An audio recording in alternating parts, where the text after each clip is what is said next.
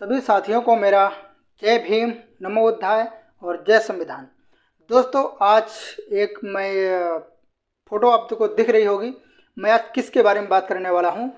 और दोस्तों, एक चीज़ मैं आप सभी को और बता देना चाहता हूं कि आज ज़िंदगी में अपने देश में पहली बार हुआ है कि कोई भी नेता, जितने भी विपक्ष में हैं, जितने भी जो सत्ता में पार्टी नहीं है, तो 100% सभी जो नेताएं हैं तो जय भीम का नारा लगाए हैं। और सभी लोग जय संविधान के जो भारत का संविधान है उसको लेकर और उसमें लोकसभा में गए हैं और सभी लोग ने उनका संविधान का जो जयकारा लगाया और बाबा साहब जी का नाम लिए। दोस्तों, बहुत बड़ी हमारे आप सबके लिए है, क्योंकि अभी तक ऐसा कभी कोई भी नेता नहीं किया। उसमें से सबसे अलग हैं भीम आर्मी के चीफ, भारत एकता मिशन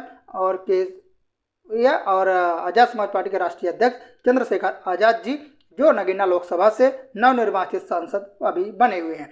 तो उन्होंने बहुत अलग तरीके से, बहुत अंदाज से जो जयकारा लगाए और बहुत अलग तरीके से शपथ लिए। हम बहुत उनके जो है उनके बोलचाल के बहुत मैं पसंद करता हूं। कि हम इसीलिए उनको पसंद करता हूं क्योंकि पहली बार कोई जो नेता है तो जो लोकसभा में है जय भीम, नमो बुद्धाय और जय समाजवाद बोला है। और पहली बार किसी भी जो बहुजन महापुरुष हैं उनको जो है बधाई दी है।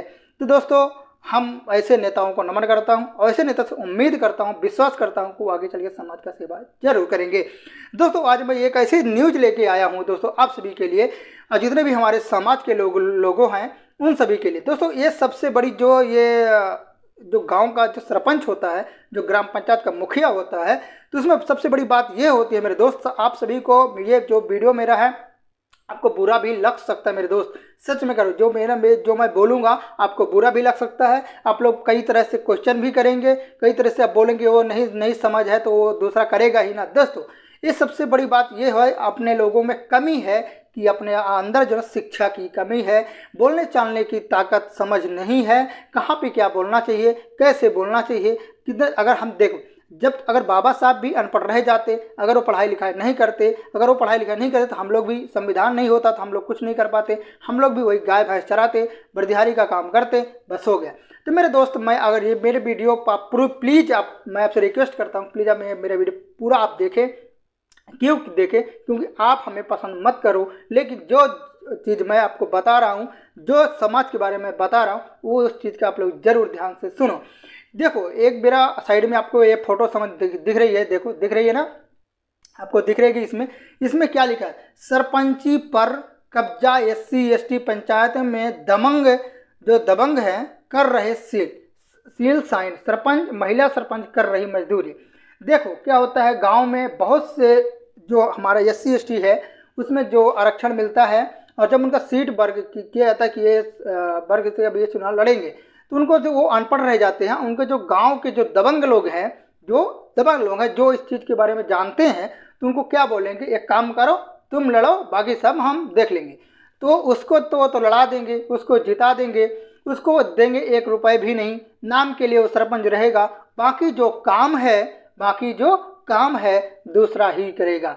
दोस्तों, ये सबसे ज़्यादा आज इसमें मैं नहीं कह रहा हूँ मेरे दोस्त, इसमें जो आप देख रहे हैं ये एक न्यूज पेपर है, इसमें बताया गया है मेरे दोस्त। तो आपको सभी को मैं बता दूं, ये सबसे बड़ी बात है शिक्षा की कमी। अगर हर महिला शिक्षित रहेगी तो उसका अधिकार कोई छीन नहीं पाएगा। अगर हर आदमी, पुरुष कोई भी हो, शिक्षित रहेगा तो कोई उसका अधिकार छीन नहीं सकता मेरे दोस्त। अगर मुझसे कोई बोलेगा तो यहाँ पे आप साइन करो, दोस्तों मैं साइन नहीं करूँगा। क्यों नहीं करूँगा? क्योंकि मैं आपको बता दूँ, इसी तरह जब तक मैं उसको पढ़ूंगा नहीं तो कि मेरे बारे में क्या लिखा हुआ है, जब तक हम अपना साइन नहीं करेंगे। कभी भी आपको कोरा कागज यानी सिंपल पेपर में आपको कभी भी अपना साइन नहीं करना चाहिए, ना अंगूठा करना चाहिए।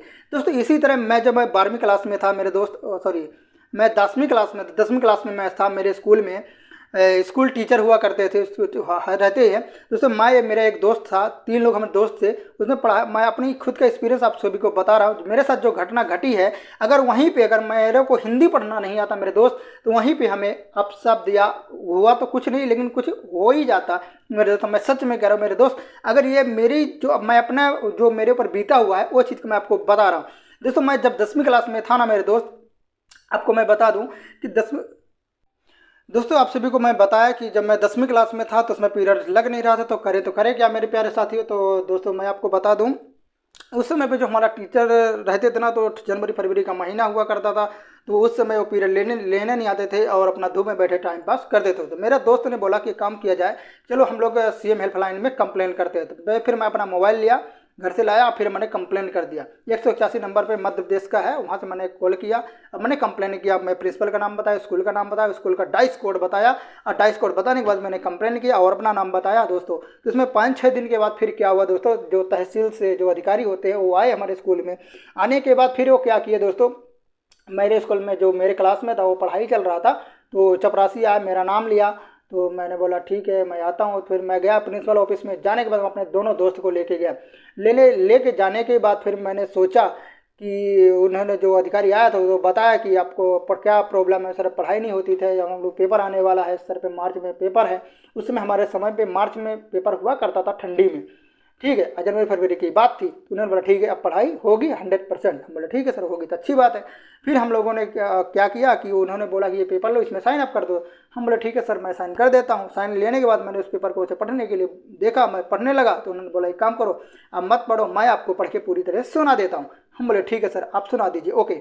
इसके बाद क्या हुआ, उन्होंने पढ़ के मेरे को सुनाया, सुनाने के बाद बोला ठीक है अब मुझे विश्वास दिला कि अब आपकी क्लास में पढ़ाई 100% होगी। फिर मैंने क्या किया, बोला ठीक है सर होगी तो अच्छी बात है। फिर मैं क्लास में आ गया। तो वहीं से मैं आपको बता दूं, वहीं से मैंने एक चीज़ सीखा, जब तक हम अपने अधिकार हक और अधिकार लड़ेंगे नहीं, जब तक हम जीतेंगे नहीं मेरे प्यारे साथियों। अगर दोस्तों मेरे गांव के लोग देख रहे हो, मेरे गांव के आप अच्छी तरह से आप वीडियो मेरा देख रहे हो, तो सच में अगर मेरी तरफ अगर मेरे बारे में गलत सोच रहे हो तो अच्छी बात है, अच्छी बात। अगर अच्छे बारे में अच्छी बात बोल रहे हैं तो भी गलत है तो कोई बात नहीं। अगर आप मेरे बारे में अच्छा सोच रहे हैं, गलत सोच रहे हैं, कोई हमें फ़र्क नहीं पड़ेगा। लेकिन जो मेरे अंदर था वो मैंने आपको बताया।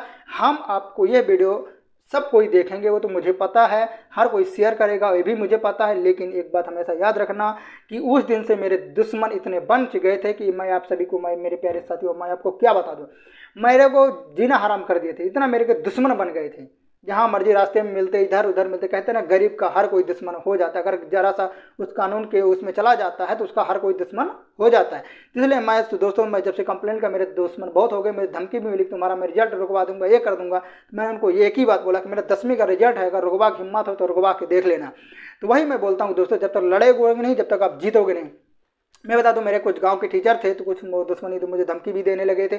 लेकिन उसी उसी में जब जब स्कूल जाते हैं ना, तो उसमें जो प्रेयर होता है, प्रेयर होने के बाद उसमें से मेरा एक टीचर थे, मुझे नाम ध्यान नहीं आ रहा, करीब 10-12 साल हो गया, 14-15 साल हो गए मुझे पढ़ाई। 2014 में मैंने 12वीं मैं पास किया था। 2014 में मैं 12वीं पास किया था, करीब 2000 ऐसे 9-10 से, मतलब सॉरी 2014 यानी कि 12 की बात है, हाँ 12 की बात है।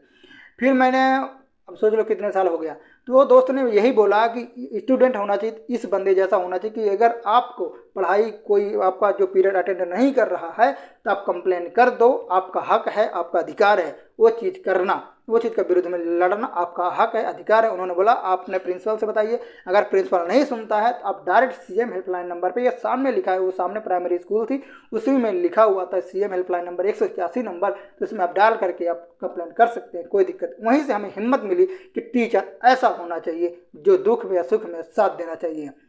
दोस्तों उस टीचर को मैं हरदम सलाम करता हूँ, दोनों हाथ से सलाम करता हूँ, एक हाथ से भी सलाम करता हूँ। ऐसा टीचर होना चाहिए जो स्टूडेंट के दुख में या सुख में उसकी हिम्मत बढ़ाए, ना कि उसका हिम्मत टूटने दे। दोस्तों हम ऐसे टीचर को बारंबार सलाम करेंगे और दोस्तों हम जिंदगी भर उस टीचर को नहीं भूलेंगे। उन्होंने हमें अच्छा गुरु, हम मानते हैं उनको, क्योंकि ऐसे ही गुरु अपने होते हैं, न कि हमारे, जबकि वो हमारे समाज के नहीं हैं। जो हमारे दुश्मन बने उन्हीं के वो समाज के हैं, लेकिन वो शिक्षा हैं, वो शिक्षक हैं। वहाँ पे समाज वहाँ पे नहीं देखा जाता, वहाँ पे ये देखा जाता है कि वो शिक्षक हैं, हम स्टूडेंट हैं और हमारी दुख सुख में खड़ा होना उनका कर्तव्य है। दोस्तों हम आपको अपने बारे में थोड़ा बताएं और इस न्यूज़ के भी बारे में बताएं, इसीलिए बोलता हूँ कि शिक्षा ही सबसे बड़ी शक्ति है। शिक्षा से ही बाबा साहब डॉक्टर भीमराव अम्बेडकर जी लड़ाई लड़े और इसीलिए आज उनको पूरे देश में जाना जाता है मेरे प्यारे साथियों। क्योंकि बाबा साहब शिक्षक के दम से पूरे देश में राज किया, पूरे देश में हक बहुजन समाज के जन SC ST OBC है उनको हक अधिकार दिए, लड़े और हक अधिकार दिए, भारत का संविधान रचे और देश को हक दिलाए। दोस्तों भारत देश के पहले कानून मंत्री भी बने डॉक्टर भीमराव अम्बेडकर जी। दोस्तों इस वीडियो में इतना ही। अगर ये वीडियो पसंद आया तो लाइक शेयर कमेंट जरूर करना मेरे प्यारे साथियों। दोस्तों नमस्कार आप सभी का वीडियो देखने के लिए।